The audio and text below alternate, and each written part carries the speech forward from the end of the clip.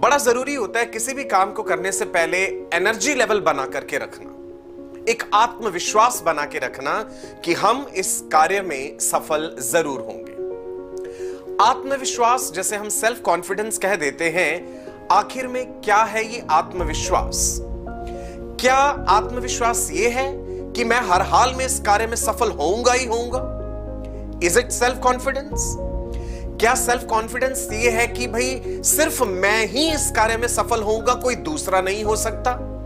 ये तो अहंकार है, मानेंगे ना? ये तो घमंड हो गया, अहंकार हो गया। यदि आप ये सोचते हैं कि केवल मैं ही इस कार्य में सफल होऊंगा, then what is this self confidence? आखिर क्या है ये आत्मविश्वास?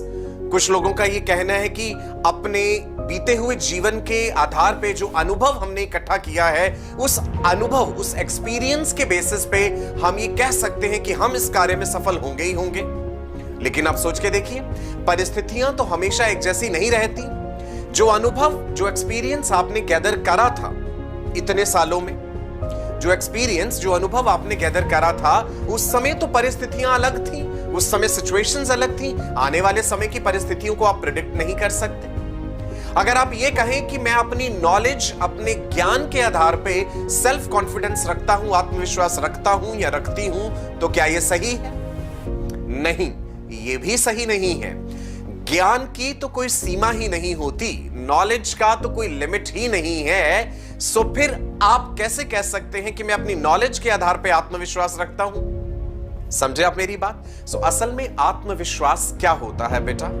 कभी अपने आप को आईने में देखिए, आप गौर से, शांत मन से पहचानने की कोशिश कीजिए अपने आप को। शक्ल सूरत से तो आप स्वयं को पहचानते हैं, लेकिन क्या आप अपने मन को भी अच्छे से पहचानते हैं? क्या आप अपनी कमियों को अच्छे से जानते हैं कि आप में गलतियां क्या हैं? तो स्वयं को, स्वयं के मन को, स्वयं के स्वरूप को, अपनी कमियों को अच्छे से पहचानना और उनको सुधार करके चलना ही आत्मविश्वास है। So I want all of you to have self-confidence and not ahankar and not proud.